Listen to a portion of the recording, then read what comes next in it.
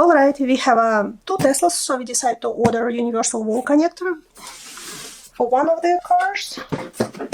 And we're going to be installing soon, and this is what comes in the box. Pretty simple.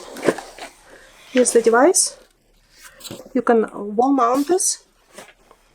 And just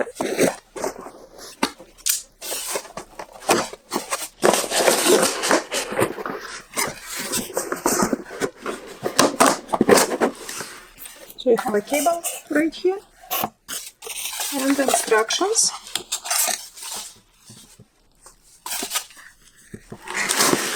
Very well packaged, so it stays solid.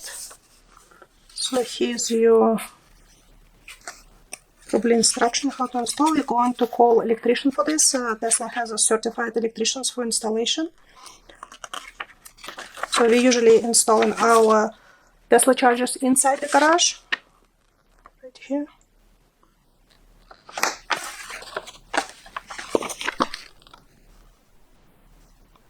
So it's gonna what difference about it between other Tesla chargers. What we have an older one on the wall right now that it has a different connectors for different vehicles. So that's very nice, and that's the reason why it's called universal charger.